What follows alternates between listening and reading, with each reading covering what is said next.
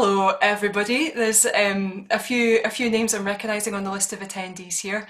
Um, nice to see you all. This is it's going to be an hour, or a wee bit less than an hour, and then a few questions on vocal techniques. And I've made some notes because usually I teach a lot of guitar, but don't necessarily do a lot of sort of teaching of this kind of thing. So it's been nice to sort of have a think about what I've learned in the past and what I can share. So I'm going to start by talking about I guess how I've come to this point, and I'm a folk singer. I sing Scottish trad music and a mixture of sort of contemporary stuff as well, but all in a kind of folky style.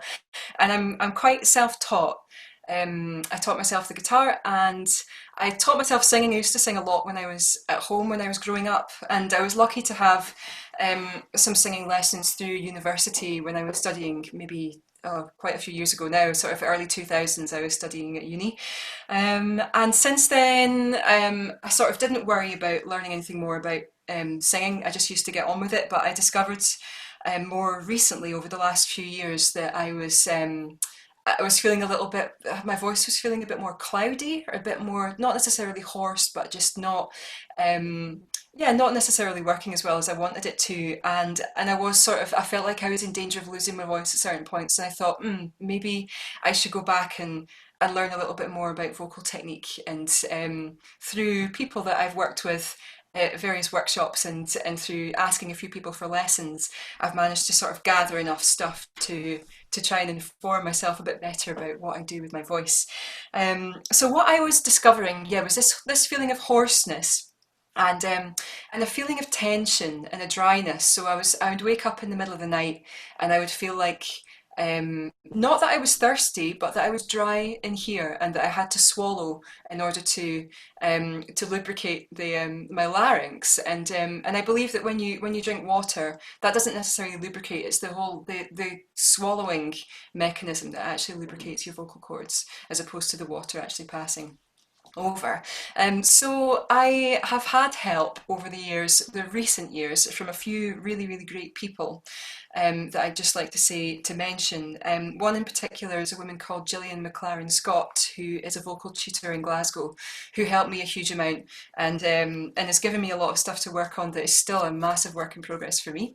Rachel Lightbody, Siobhan Miller, and Kim Edgar, who's actually teaching later on this afternoon too, have all been great sources of inspiration and advice while I've been working through this. And some of these techniques, or ideas at least, have come from those people too. So I've also got this book, which I don't know if you can see this the right way around, or whether this is the mirror image for you, but this is called This Is a Voice, and a few of the exercises have come from this book. And the person in particular is a woman called Gillian Keys, who has written another book called Singing and the Actor, which focuses on the still voice method, which actors use, and quite a lot of the actors at the conservatoire study that. So it's definitely something, if you want to get a bit more into reading up about vocal health and techniques, it's definitely a really good place to start, is with this book, and Singing and the Actor. So, right, on to my notes here. So that feeling of losing my voice and feeling dry and tense, and this feeling of here, if you pinch these two big muscles here, or tendons, wherever they are, that come down and meet sort of in your little cavity here at the front of your neck, I felt that if I pinched them, it would actually make me want to cough, because I had so much tension going on around here. So these are different things that can perhaps relieve a little bit of that tension if you experience this yourselves. So first of all, a really important thing when it comes to vocal health is hydration. So it's advised that you should take 8 250 ml glasses of water per day as a kind of standard average. If you're working in dry environments, or maybe if you've been drinking some things that might make you feel a little bit dehydrated, you should probably up that level as well. But as a standard, 8 glasses per day. Another bit of great advice is to not wait until you're thirsty, is just to keep drinking all the time, because if you down all of that water in one go, it's actually not going to just make a difference straight away. You have to just keep feeding your body water. So yeah, it's like a minimum of I think it's 4 hours at the very minimum that it takes for water that you put in your stomach to actually reach your vocal cords, but it could be a lot longer than that as well. I've heard other people mention 8 hours, so you've got to think quite far in advance when you're doing that. So also be aware of things that can dehydrate you, as I said, like coffee and alcohol are two of the main culprits. Thinking about decaffeinated tea if you are drinking tea and juice, that's a good bet. Um, and also something else that I have done um, in terms of hydration that isn't just intake of water. If you're feeling like you're particularly tired or hoarse, or you just feel like you need a bit of extra care, steaming is also a really, really great thing. That's been something that many of my colleagues have been advised to do. Certainly, you know, as you've seen the creating the big bowl of hot water that you get if you've got the cold, and just sticking your head in there and breathing it all in. So steaming with hot water is a great thing. Also, what I've done in the past too is steaming with a cold steam device like a nebulizer, where you can use little saline pods of sterile saline, and you can inhale that as well. And I think the water droplets from that are smaller than water droplets that you get from hot steaming, so they have a different effect. And apparently, with the cold steam, you can absorb that easily into your vocal cords, whereas the hot droplets might not be as easily absorbed. One thing to be very aware of if you are steaming though is to make sure that you rest your voice afterwards. Another friend of mine told me that it's like if you've been in the bath and your skin gets all sort of like wrinkled, and it's quite easy to damage it at that point in time. It's the same if you think about the same thing with your vocal cords. If you are steaming them, you're making them a little bit more susceptible to damage in the short term. So just be very careful to not be going straight into singing after you've been steaming your vocal cords. So that's a little bit about hydration. Next up is tiredness, and this is definitely something that I've not been great at in the past. So obviously, you know, your voice is part of your body, and if your body is fatigued, that's going to make it more difficult to sing. You're going to probably be carrying more tension. So it's not just about getting enough sleep as well, though. Also understanding when your voice is getting tired and picking your battles. So for me, if I'm doing a lot of teaching, so say, you know, I'm on this Zoom and I'm probably going to chat for about an hour, then going on to do a lot of singing directly after this probably wouldn't be a great idea, and giving myself nice rest breaks and understanding when I might be feeling fatigued, and making sure that I'm giving the appropriate time to recover from that is good. So you can go for it. You can go to the pub and you can shout all you want, but just give yourself a bit of time to recover afterwards. So that's a little bit on tiredness. On diet as well is another thing that I learned about. Obviously, you know, you might understand yourself from like dairy heavy diets. A lot of singers will try to avoid having heavy cream or milk based stuff before they sing, because you can feel it sort of clogging up your vocal cords a little bit. I know a few singers who have decided to completely rid their diets of dairy and have gone for soya-based products instead, because they feel that that really helps their clarity of voice. Yeah, again, it's up to every individual person. You don't have to necessarily make massive changes. You could just have a little awareness around, if you are going to do some singing, perhaps not having a large, you know, milk or cream based meal directly before it can be helpful. I was also aware as well of the dangers of acid reflux when you're singing, and how that can affect your vocal cords. And I found this out through I got quite heavy into juicing for a while when I was at home, and I thought I was being super healthy and really looking after myself, but I was adding lemon into the juicing and drinking that quite often every day. And what was happening was, which without me really realizing, the acid from the lemon was irritating, and not only probably from me drinking it, but also the fact that it was in my stomach afterwards, was irritating my vocal cords. And I found that when I stopped doing that on a regular basis, it ended up that, yeah, things cleared up a little bit more. So it's always good to be aware of these things too. If you are feeling a little bit sort of like refluxy, that might be something that's affecting your voice as well as just your stomach. So a little bit on diet. Tension is a really, really big thing as well, and something to be very aware of. So as I think I mentioned before, your voice isn't just about what's happening in here. Your voice is what's happening in your whole body. And if you're if you're tense here, it could be that that tension is coming from somewhere else entirely. So even right now, me just talking directly at you, I'm aware that I'm quite tense in my sort of lower abdomen here, and what's happening is I can feel a little bit of tension in my voice just because I'm holding everything really really tight because I guess I'm in teaching mode. So just making sure that you're relaxing a little bit and maintaining that relaxed poise as much as possible is so important, and thinking about that in your whole body and not just in the little bit that you believe is your voice, which I guess for a lot of people is your voice box here and your lungs, and usually the sort of higher area of your lungs as well. So that's quite an important thing to sort of bear in mind. All of your muscles are interlinked, and it's important to understand what might be affecting other things.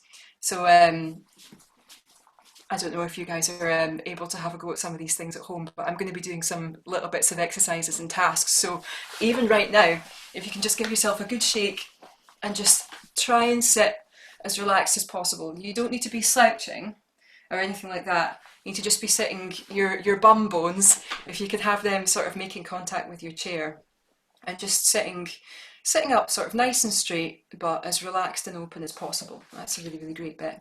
So I mentioned about this whole feeling of tenseness here, and something that I discovered that was quite interesting was when I was driving. I was quite often driving and just like leaning my head back a little bit and then talking to the person next to me and driving to gigs for like 4 hours, just chatting away. But because I was leaning my head back, I was just constantly putting pressure on the front of my neck here, and just moving myself forward a little bit actually relieved quite a lot of tension. So a first exercise of the session, what I would love you to do, and just be super careful about everything that we're doing here, listen to your body. If you feel anything strange or sore, just stop. You don't need to put yourself under any undue pressure, but what you need to do is just find the balance in your head. This is something that Kim Edgar taught me about, which is just sitting your head just quite happily balanced on top of your neck, on top of your shoulders, but able to just like naturally, freely just move about. You'll find that if you tilt forward a little bit and try and move your head, you'll feel that your muscles are working quite hard to move your head around. And if you just tilt back so that it's sitting quite happily, you'll find that it just moves quite relaxed, just like it's being held up by a piece of string up here. So move around a little bit and just experiment with that. And what I want you to do, once you've found the happy zone of where your head's just kind of quite happily just bobbing about on top of your neck, I want you to really, really gently just tilt your head and your body just back a little bit. And I want you to just say something. You could just say, hello, my name is, or anything like that. And I want you to feel the tension. You can see it already here, the tension that's there. But also, I can hear that in my voice. So if I move forward like this and I go, hello, my name is Jen, and then I move back and I go like this and I go, hello, my name is Jen, I feel like things are restricted when I'm back the way.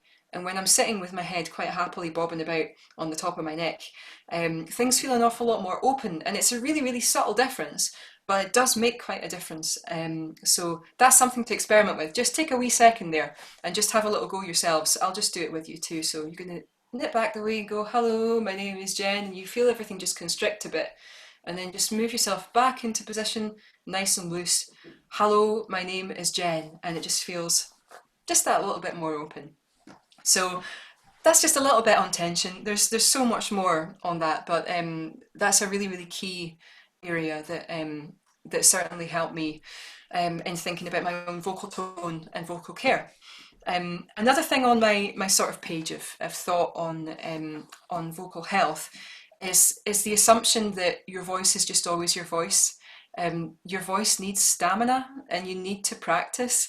And it's something that since lockdown happened and I've been in this same room for 6 months, it's been quite difficult for me to get into a zone where I don't feel self-conscious with my neighbours singing and practicing all the time. So it's good to be very, very aware of this and to try and get yourself into that comfort zone and feel like you can have a practice regime that works for you and that helps you just sing a little bit every day, because just keeping things moving and keeping things warmed up is really important for keeping your strength. It doesn't have to be huge amounts as well, just little bits. So yeah, your voice is a muscle, it needs to be stretched, it needs to be warmed up, and you need to treat it with care as well. So that's quite important. So those are just little bits on vocal health. And my next page here is just thinking about the physical warm up. Okay, now I've done quite a lot of singing workshops in the past, and you have like your go to physical warm ups, and there's loads of them, and it's really nice to develop your own, especially if you're singing in things like choirs and stuff, and you want to do a bit of warming up before you go into the session. So I'm going to just work through a really, really simple one, okay? And this is going to be just working from your feet all the way up to your head and just thinking about all the different bits of tension that you can release. And we're just going to do little circles. So if you can, step back and get yourself a little space in the room that you're in. Or you can do this sitting down as well if you feel like that's more comfortable too. Or you can just watch me do it and have a bit of a giggle at the same time. So I'm just going to step behind, okay? And sorry, because of the landscape, you can't really see my feet here. So I'm going to start away down at my feet, and I'm going to just give some foot circles. Now, you don't have to lift your leg up this high. This is just because I am not in shot. But do some good ankle circles. Try that with both legs, okay? So not at the same time, obviously, you'll end up on the floor. But you try in your right leg, just nice big circles with your ankle, just like left and right. And do the same thing with your other leg. Just nice big ankle circles. And try and not just like avoid going through the motions. I know with these things it can be like, oh, I'll just do this warm up and just like do all those bits, and then think about how, like, listen to your body and think about how you are stretching things, and spend a bit of time. If you find the bit that you're like, oh, my shoulders feel quite tense today, then spend a bit more time on those areas. And just listen to what's going on with your body. So we've done our ankles. Now we want to do just our lower leg, so just from our knee down, just nice big circles like that too.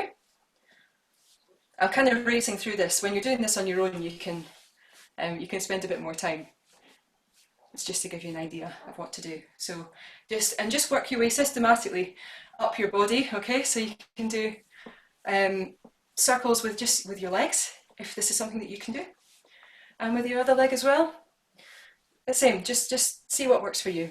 Okay, this one's always a good one. You can do your hips all the way around one way, and you can do that back the other way as well. Excellent. I have no idea if you're joining in or not. And of course your arms, really big arm circles. Now of course when you're doing this, you're stretching as well around the front and the back here too, and around your rib cage. So it's not just about your arms, it's about how you're stretching your torso too. So have a think about that when you're doing your arm circles. Think about how you're stretching the side, and then the front here away round, and then the same all the way around the back here too. And give yourself some really, really good, huge arm circles, okay? All the way back. I'm just going to do 4 at the moment. And then try the other arm. I'll try and not bash my guitar and everything in the process. Same thing, just think about all the stretches everywhere. That's definitely quite crunchy for me today. And then try the same thing, just going forwards as well. Nice big stretches. While we're doing this as well, if you have any questions or comments, I'm not saying that I'm going to know the answers to things you're asking, but you can ask in the little Q&A, and there's going to be some time at the end that I can answer questions and stuff if you have anything. So that's a big stretches here. And of course, the really important thing as well is this area too, so you can come back down seated again for this bit. And yet again, you're thinking about that whole nice and loose head on top of your shoulders and on top of your neck that just moves around without you having to really engage that many muscles, okay? It just feels quite natural and bobbly. And what you need to do is just that's your kind of resting position now for all time.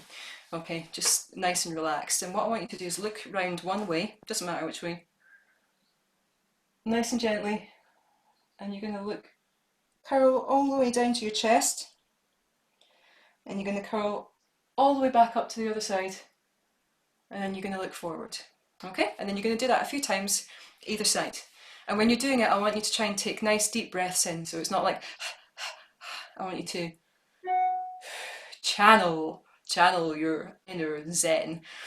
So I'm going to start from this side this time, and just join in with me if you like. Nice deep breath in, out, curling away down to your chest. Deep breath in, I'm looking forward. That's it. And just make sure that you come back to that position again. Try it one more time. Over this way. Curling all the way down to your chest. All the way over. And then looking forward. And then again this way. All the way down. All the way up. And looking forward again. Okay, so that's automatically made me feel quite a lot more relaxed, even just taking that little moment of mindfulness, which is quite useful. So one more thing in our sort of physical warm-up. So we've done the body, we've thought about the rib cage and stretching that out a little bit. There's loads of other ways you can do that too. Find ones that you really like. And we've done a little bit of our neck movement as well. And just that, not pushing to look back the way, just this way and down. Around that sort of area. And the other thing is obviously the face too. Now in this book, which is really cool, there's like loads of exercises and things about like working with a toothbrush in your mouth and giving yourself loads of like facial like massage and stuff as well. So there's a lot more you can do around this because if you think about the way that the sound is coming out, so you've got coming from your lungs here, and then you're sort of pushing the sound past your vocal cords and up through your mouth. All this area here is a big resonator, so you can do a lot to loosen it up. And even that concept of the fact that when you go like that and things feel like more restricted, also if everything around here is more restricted too, you're going to have a similar issue. And that's something that Gillian McLaren Scott was telling me quite a lot about, and I hadn't realised that you could do so much to loosen up everything else to ensure that your sound is resonating as well as possible, I guess. So one thing that you can do is just to give your face a really good massage, particularly under your cheekbones here. This is a bit that's in this book. So under your cheekbones, because apparently that's where there can be quite a lot of tension. So just giving that a really good... And there's exercises as well that you can do around chewing. If you feel like this is something that's quite tense, like there's a little bit for me. And then just chewing like that. I'm making like not just the up and down movements, but like circular movements as well. Look totally awesome and really rock and roll while you're doing it as well. So that's a little bit on sort of that side of stuff. But also another exercise that I thought looked quite good fun, that could be part of your arsenal of exercises, is a wow. It's just to be like, to start off quite kind of nonplussed, like wow. Wow. Join in with me. So just saying wow, not very excited.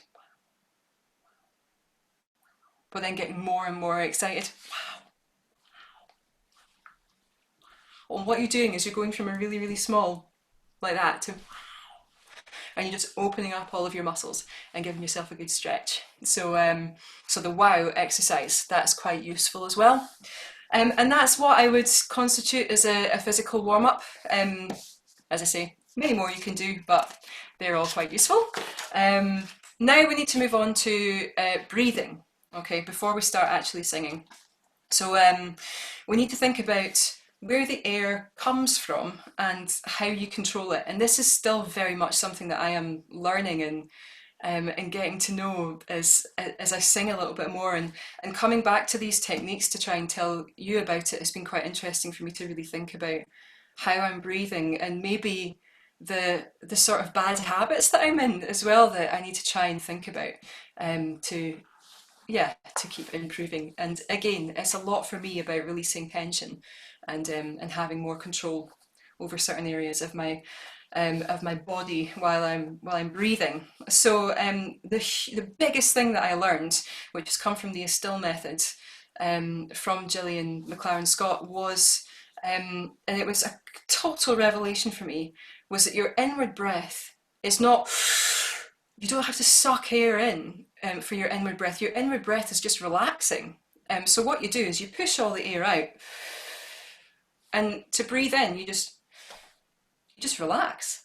And that was so interesting, because before I was like really filling my lungs with air, and you find that sometimes you try and fill your lungs with air and you go to sing and you never actually use that air. It just you just end up having to try and breathe it out at the end, and then breathe back in again, and you see, even when you breathe in, you can feel all that tension and see it all already and stuff, and it's about trying to be relaxed. So really interesting, the fact that your inward breath can just be you relaxing and naturally filling your lungs up to a total natural equilibrium where you've not had to fill, actively breathe in, you're not pushing air out, you're just sitting with your lungs full and quite natural. So we're going to have a little look at that in a second.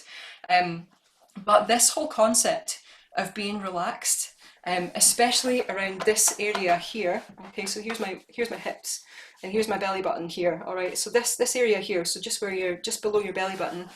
I was discovering that when I run, I occasionally go through bouts of running in the gym, and I was finding that I would get a stitch really quite badly all the time. It would just be plaguing me, and I was doing things like wearing like stomach, like abdominal supports, because I thought that if I held everything really really tight, that would help, and it would help hold everything in place, so that would stop me getting a stitch, which was totally not helpful whatsoever. Maybe it did to the point where I just felt so restricted, that maybe it helped a little, but as soon as I learned that I had to just relax from my inward breath, and I had to learn to relax everything and breathe through my lower abdomen just really gently, using the muscles down here to breathe in and out, and all that's doing is it's pushing the air in and up. I didn't get the stitch again after that, so it made such a massive difference.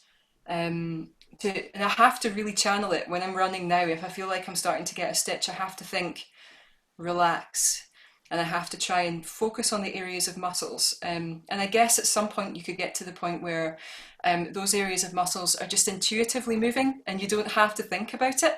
But still, for me now, I have to really, really consciously slow down and think about where I'm breathing from and what muscles I'm engaging. And I'm still probably engaging not necessarily the right the right ones, but it's just good to have an awareness of this. And yet again, in this book. So what we're going to do is another exercise now together, and I would like you to find your belly button with your thumb, okay, and put your hand just below that, okay. So that's the area that we're going to be focusing on. So thumb in the belly button, and then your hand below, okay. And what I want you to do is just to think about like pushing the air out and then just breathing in by just relaxing and not having to suck air in. So just experiment with that for a little bit of time, just like breathing out and then breathe in.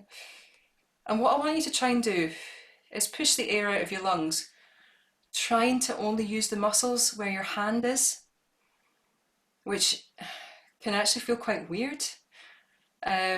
Because I'm so used to using the muscles up here and pushing here as well, and trying to separate out the muscles. I think it's the same as trying to move your fingers individually as well. It's like sometimes they want to move, with each other, and that's totally understandable. Sometimes muscles can't just move just on their own, but have a think about this. So pushing out from where your thumb is and the hand just below your belly button, and then breathing in by just letting go and just relaxing back to normal, and keeping that head, make sure you keep your head nice and loose as well. So we've got a little exercise for this, and what you're going to do is you're going to make a psh sound. Psh, okay? And what you're going to do is you're going to start from a neutral breath. We're not breathing in, we're not gulping in any air, not at the moment. What we're going to do is just breathe into a natural point where you're sitting, not having filled your lungs, and you're just going to push all the air out using those muscles, so your belly button goes in towards your back, okay? And when you've run out of air, I want you to just let go and relax, and what's going to happen is your lungs are going to naturally fill back up again, but you're not going to gulp in or anything like that. You're just going to relax. So let's try this together, okay? It might be that we've all got different sizes of lungs, so when you're going psh, we might all take a little bit of different time to do that. But once you feel like you've run out of air, just relax and let your lungs naturally fill up of their own accord. Okay, so ready?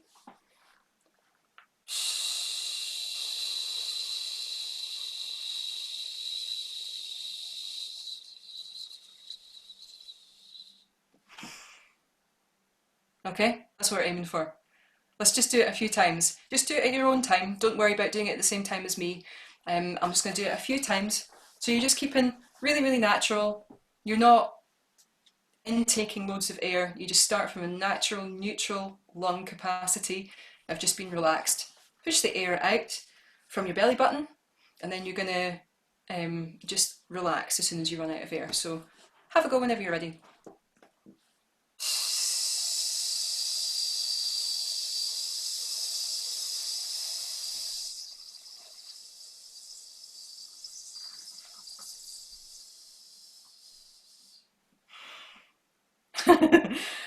And you can try that again. Try one more time.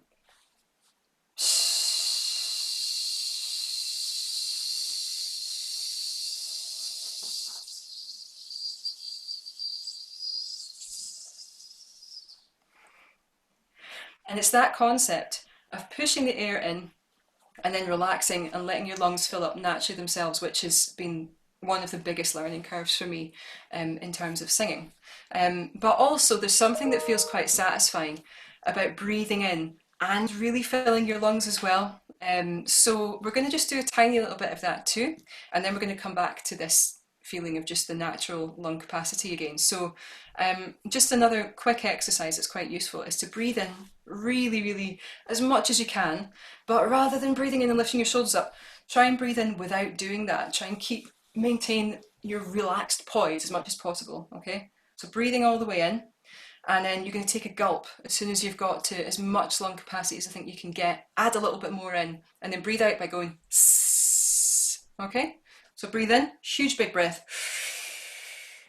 Gulp.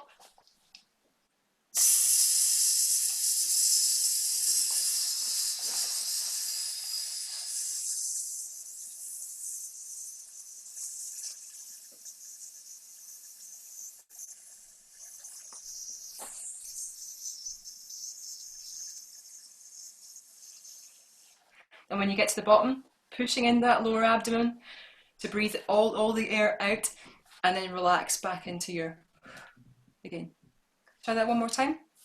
Huge deep breath in, but make sure you stay relaxed. Gulp.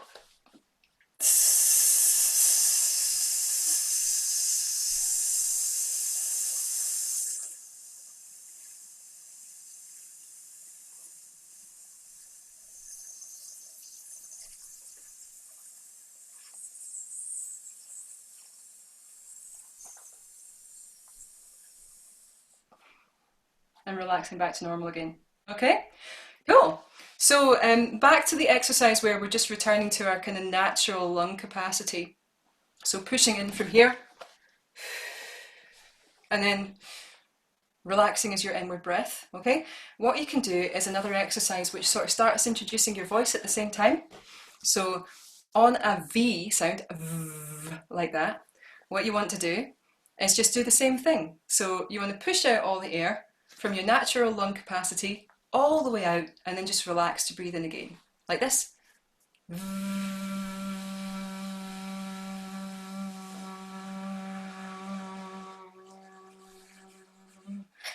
then just relax at the end, and you breathe back in. So there's a couple of different options that you can do there for exercises that take you on to the next level. Yet again, in the book. Very good. So you can do long notes like that, just in your mid-range, of just introducing different notes like and like that. And you can also create pulses as well. So you can take this exercise a little bit further, and you can try running for like 2 seconds or 4 seconds or 8 seconds even, and just get used to that whole feeling of using these muscles down here and being in control of what you're, the air that you're pushing out, and relaxing back into your inward breath again. So you can go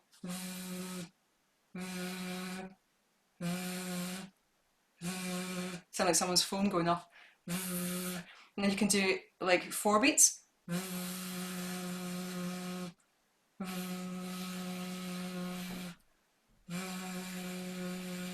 8.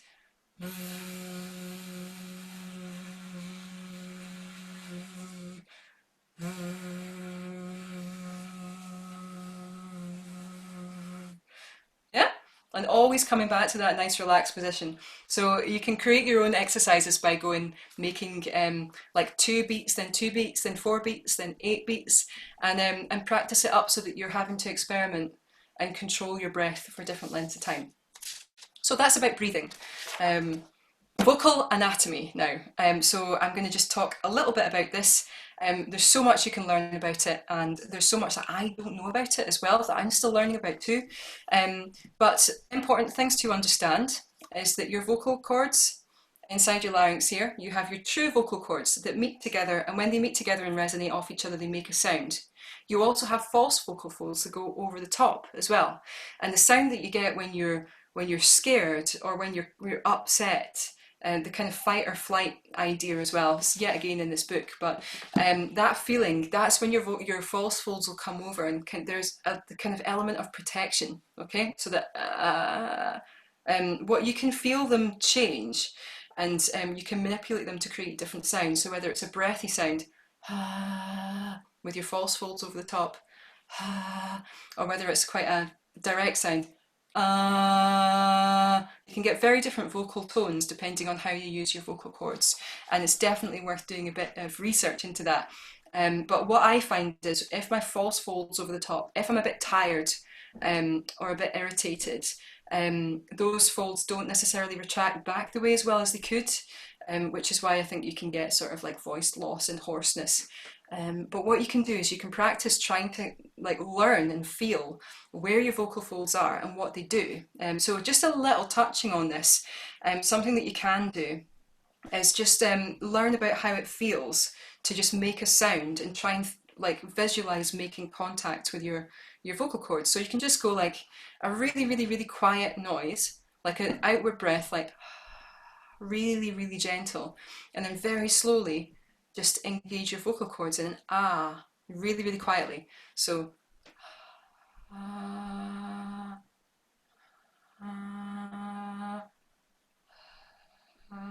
and you can feel that. And sometimes if I'm very tired, it'll take a bit of time before they actually meet. So rather than being able to have like a really nice entrance of like that, I might be like so that's a good way of spotting if you are tired, and if you are, maybe giving yourself a bit of a rest is a good idea. But also you do need to keep practicing as well, so yeah, a little bit of both. So that's just an idea about that, but another good exercise for just thinking about and visualising your vocal cords and how they work a little bit more is there's an exercise where you can say huh, H-U-H, huh, okay? And if you do it as a whisper, huh, huh, try this with me, huh, huh, huh. What's happening is that's your false folds over the top, huh, huh, that whisper sound, huh, huh. Now if you try and make the same sound, but yawning, huh, huh, huh, what you'll feel is the difference between the air sounding quite loud, and then you should be able to breathe in and out without having the sound, okay? So what you're trying to practice is the ha, ha, ha of your false vocal folds, ha, and then moving them out the way to get ha, ha, ha, ha, ha, ha, ha. And just having a feel of that and just working out, because it's very hard to sort of imagine these things doing that actually within your body when you can't see that. But it's a really interesting idea to experiment with. So learning about what happens when your vocal folds are together, like this, when you're speaking like a whisper, it's actually supposed to be quite bad for you to whisper all the time. You're supposed to try and move your vocal folds out of the way and have a clearer tone. So yeah, so there's something about vocal folds. You can do things like read parts of songs and stuff whilst practicing moving between the two as well. So you can say, hello, my name is Jen. Hello, my name is Jen. Hello, my name is Jen. Hello, my name is Jen. And there's subtle differences, but you can start feeling the difference as well. Another great thing that you can do is sirening as well. So that's by going, if you say amazing, and when you catch the at the end, the back of your tongue is touching each of your molars on each side, and the tip of your tongue wants to go behind your front teeth. And that NG sound, you can use that to warm up your voice in a way that's letting your vocal cords resonate together very gently and not using a huge amount of friction that you normally do when you're speaking or singing. So using that amazing and using it just on one note, hmm, hmm, hmm, hmm, and then using it slightly higher, coming back down lower again, hmm, hmm, hmm, and you can go even higher, hmm, hmm, hmm. And the aim for that one is to be as relaxed as possible and as gentle as possible. And you'll find that the more gentle that you're being with a siren, the more likely that you'll get these little gaps in sound. And if you just practice around those gaps, you're kind of like just giving yourself a bit of a massage. And hopefully that loosens things up a little bit. So if you want to try and go, hmm, hmm, hmm. I remember there was a member of staff at the conservatoire that told me that that's how they could spot when the students had been on a night out, because they did their sirening and there was always gaps because their voices were tired and they were, I guess, probably dehydrated as well. So it's a good technique for learning, for just checking your vocal health. Hmm. Hmm. It's definitely taking me a little bit of effort to get those higher ones. While still remaining as relaxed as possible. I have to probably push quite hard to get those notes. So it's definitely a good thing to practice. So sirening's great. And you can siren on different intervals, like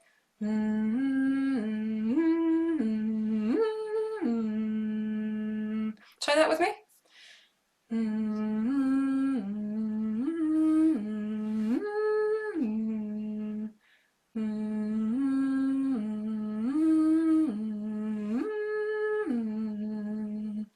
Okay, so much more to read about all of this stuff. These are just things to maybe get you thinking about it. But certainly that's really useful. And also, once you've moved on from the sound, if you move on to you'll notice that you're using more air. So it's a little bit more exertion, but you're yet again not putting as much pressure, I guess, on or strain on your vocal cords as when you're going so that's another good one for warming yourself up too. Okay, so now on to extra ideas for warm-ups, okay?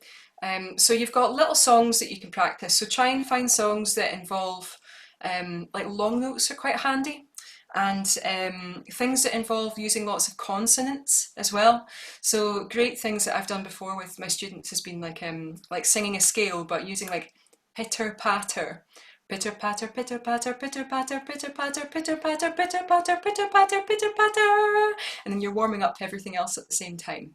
Another great warm up is the number sequence song, which is just 1 1 2 1 1 2 3 2 1 1 2 3 4 3 2 1 1 2 3 4 5 4 3 2 1, and you go all the way up to 8, which is your octave, and then you can come back down again. But it's a great way of singing through a scale, all the way up to the top and all the way back down, and you're learning your intervals with your numbers as well, which is quite handy too.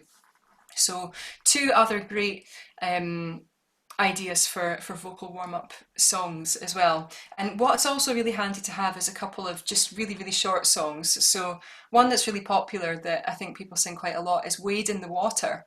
So it goes, wade in the water, wade in the water, children, wade in the water. God's gonna trouble the water. Okay, so that's just a really handy, really short song.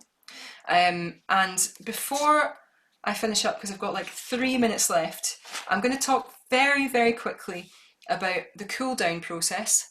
And then if we've got time for 2 minutes, we can try singing Wade in the Water together as well.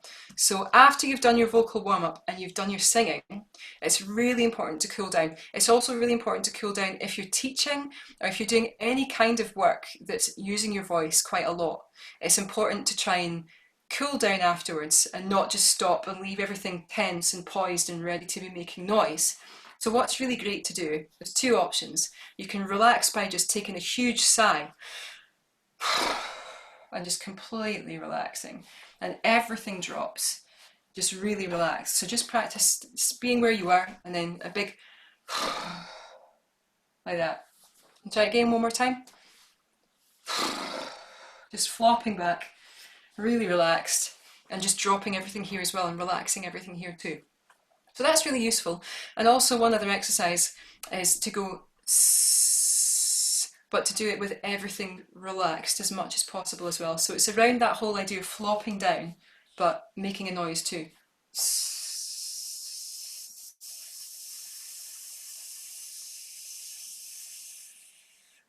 Just really, really calm and really quiet. So yeah, so that's your cool down. So you have your warm up, singing bit, and always make sure that you cool down afterwards. So we've got a couple, we've got like maybe 1 minute, and then I'm going to open up some questions. So wade in the water. If you don't know it already, it goes wade in the water, children, wade in the water, God's gonna trouble the water. Okay? And I'm not sure what key to do it in because I think that you've probably all got slightly different ranges. Water changing ways. I'm going to aim for about here and hope that it fits for everybody. So it goes like this. Wade in the water. Wade in the water, children. Wade in the water. God's gonna trouble the water. And again, wade in the water. Wade in the water, children. Wade in the water. God's gonna trouble the water. And again, wade in the water. Wade in the water, children. Wade in the water. God's gonna trouble the water. One more time. Wade in the water. Wade in the water, children. Wade in the water. God's gonna trouble the water. Okay, I don't know how that worked and if you managed to get that or if you were singing along. But for that one as well, if you're singing stuff like that, remembering to always keep loose, remembering to breathe from down here, thinking about tension all the time and how to get rid of it as much as possible, okay? There are definitely ways that you can utilize different muscles to sing out, but first of all, you have to focus on being relaxed to start with and then engage the muscles that you actually want after that. So I hope that some of that has been useful. I've ripped through an absolute ton of stuff there, but as I say, some of it has come from stuff that I've been taught by other people and that I've heard before, but a lot has come from this book here, which I wonder if maybe the panelists have your email addresses, whether I can send you out some notes, including a link to this, just in case you might find it useful with future stuff. But yeah, that's general whistle-stop tour of my approaches to vocal techniques. I'm wondering if you have any questions. There's a wee box just down the bottom. You've got a Q&A option, and you can, if you do have any questions, you can just type them in and send them to me. I'm not sure if you do or not. I'll give you a few seconds just in case.